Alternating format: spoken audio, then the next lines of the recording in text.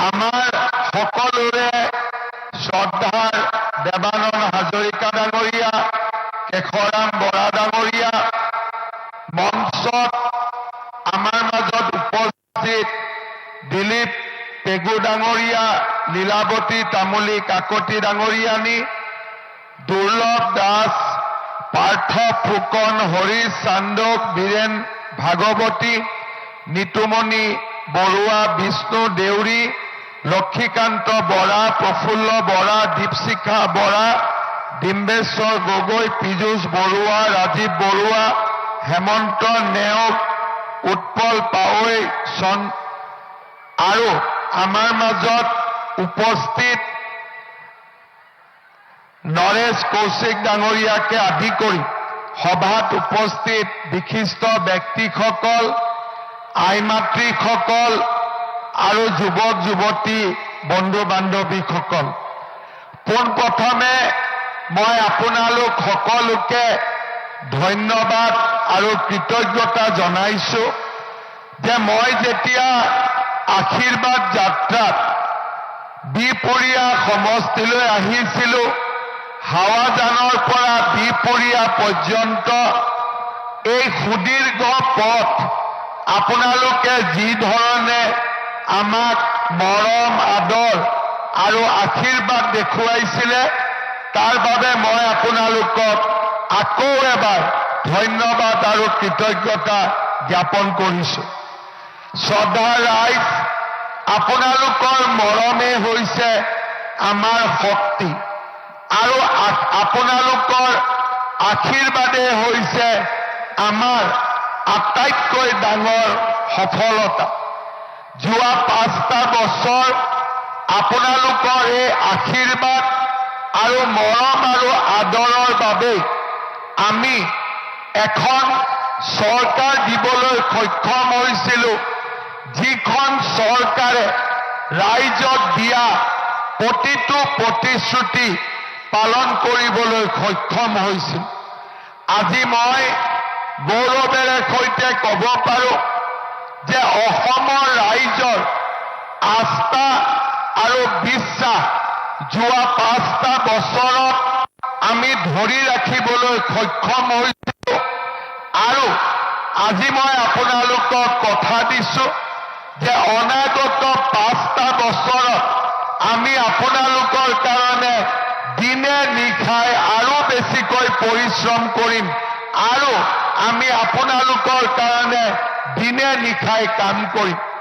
শ্ৰদ্ধাৰ ৰাইজ, আপোনালোকৰ মনত আছে যোৱাবাৰ যেতিয়া মই বিহপুৰীয়ালৈ নিৰ্বাচনী প্ৰচাৰ অভিযানত আহিছিলোঁ, সেই সময়ত ৰাইজক মই প্ৰতিশ্ৰুতি দিছিলোঁ যে আমি আমাৰ অসমত নিবনুৱা যুৱক যুৱতীসকলৰ কাৰণে আমি এনেকুৱা এটা পৰিৱেশ সৃষ্টি কৰিম য'ত যুৱক যুৱতীসকলৰ মনৰ পৰা হতাশা আঁতৰি যাব, তেখেতসকলে অসমতে থাকি আমাৰ নিজৰ ৰাজ্যখনত সেৱা কৰিবলৈ সুবিধা পাব।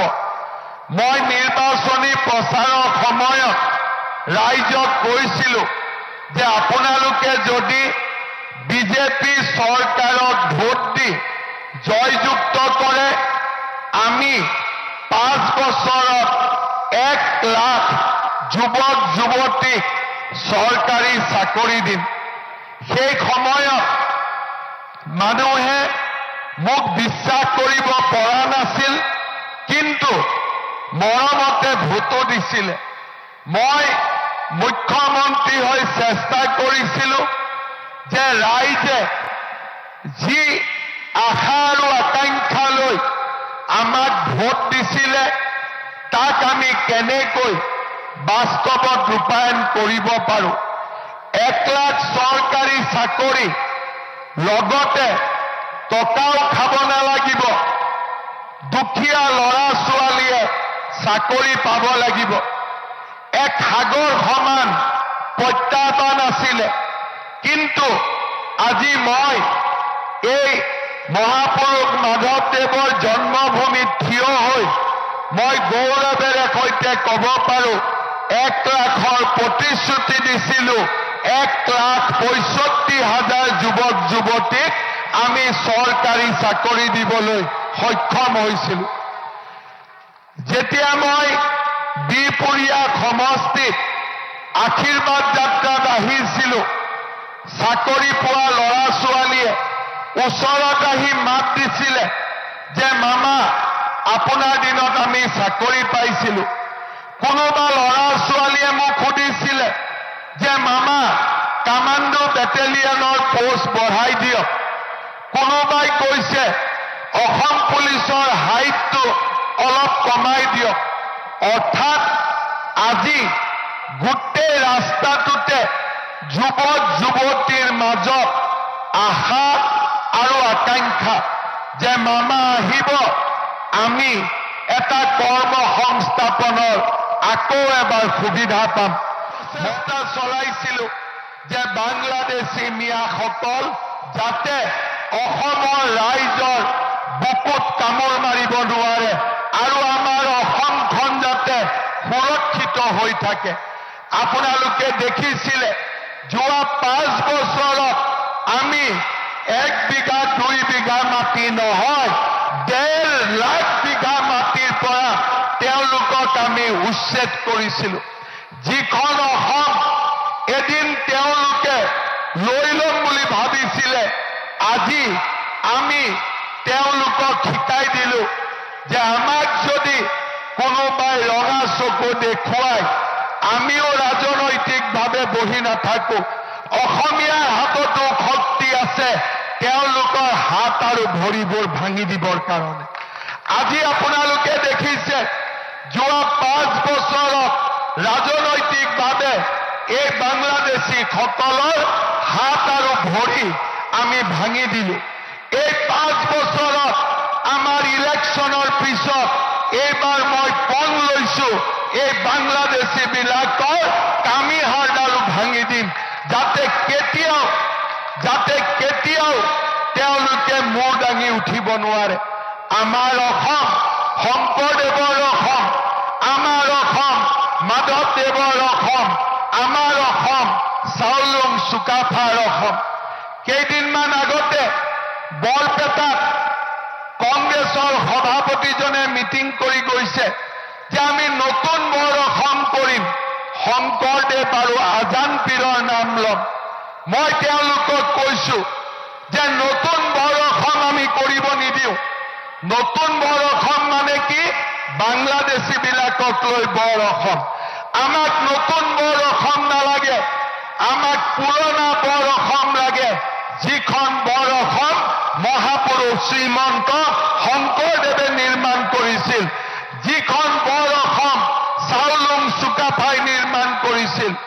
আৰু মই তেওঁলোকক কংগ্ৰেছক ক'ব খোজো অসমীয়াই শংকৰ আৰু আজানক নামানে, অসমীয়াই শংকৰ আৰু মাধৱদেৱক সন্মান কৰে, অসমীয়াই শংকৰ আৰু মাধৱক পূজে। এই কথা তেওঁলোকে বুজি পোৱা উচিত। তেওঁলোকে বুজি পোৱা উচিত যে আমাৰ অসমৰ ইতিহাস অসমীয়াই নিৰ্মাণ কৰিছিল।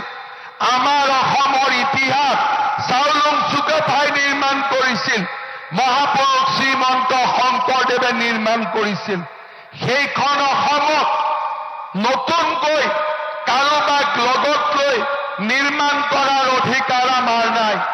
আমি মাত্ৰ মহাপুৰুষ শ্ৰীমন্ত শংকৰদেৱ আৰু চাউলুং চুকাফাই নিৰ্মাণ কৰা বৰ অসমখনক শক্তিশালী কৰিব লাগিব। আৰু সেইকাৰণে মই কংগ্ৰেছ আৰু কংগ্ৰেছৰ সভাপতি গৌৰৱ গগৈক ক'ব খোজো যে আমাৰ অসমীয়াই বাংলাদেশীক কেতিয়াও স্বীকাৰ নকৰে। আমি বাংলাদেশীৰ লগত যুঁজিম আৰু আমি যুঁজি জিকিম। কংগ্ৰেছে কয় এইবাৰ যুঁজ এখন হ'ব। মই কংগ্ৰেছক কৈছো এইবাৰ যুঁজ নহয়, এইবাৰ ভয়ংকৰ যুঁজ হ'ব বাংলাদেশীৰ লগত। যোৱাবাৰ মই 1.5 লাখ বিঘা মাটি এভিকশ্যন কৰিছিলোঁ, এইবাৰ 5 লাখ বিঘা মাটি মই এভিকশ্যন কৰিম, তেওঁলোকক মই শান্তিৰে থাকিব নিদিওঁ। আৰু সেইকাৰণে কংগ্ৰেছক কৈছো, ডাইলগ নতুনকৈ লিখক, এইবাৰ যুঁজ এখন নহয়, এইবাৰ বাংলাদেশীৰ লগত ভয়ংকৰ যুঁজ হ'ব, ভয়ংকৰ যুঁজ হ'ব। আৰু এই যুঁজখনত আপোনালোক হাৰিব লাগিব, অসমীয়া মানুহ জিকিব লাগিব, আৰু তাৰ কাৰণে আমি যুঁজ দিম। শ্ৰদ্ধাৰ ৰাইজ, আপোনালোকৰ পৰা মই আশীৰ্বাদ বিচাৰিছো। এই বিহপুৰীয়া খালি এটা সমষ্টি নহয়, 12 বৈষ্ণৱৰ জন্মভূমি, মহাপুৰুষ মাধৱদেৱ, অনিৰুদ্ধদেৱ, এই মহান মনীষীসকলে এই পবিত্ৰ মাটিত জন্ম লৈছিলে। মই আপোনালোকৰ পৰা আশীৰ্বাদ বিচাৰিম যে আমাৰ জাতি মাটি ভেটি, ৰুটি মাটি বেটি আমি ৰখিবৰ বাবে যি সংগ্ৰামত নামি পৰিছো, তাত যেন দুহাত মেলি আপোনালোকে আমাক আশীৰ্বাদ দিয়ে। আমি যাতে এনে এখন বৰ অসম নিৰ্মাণ কৰিব পাৰো, যিখন অসমত আমাৰ প্ৰতিগৰাকী অসমীয়া ভাৰতীয় সনাতনী মানুহ নিৰাপদে থাকিব পাৰে।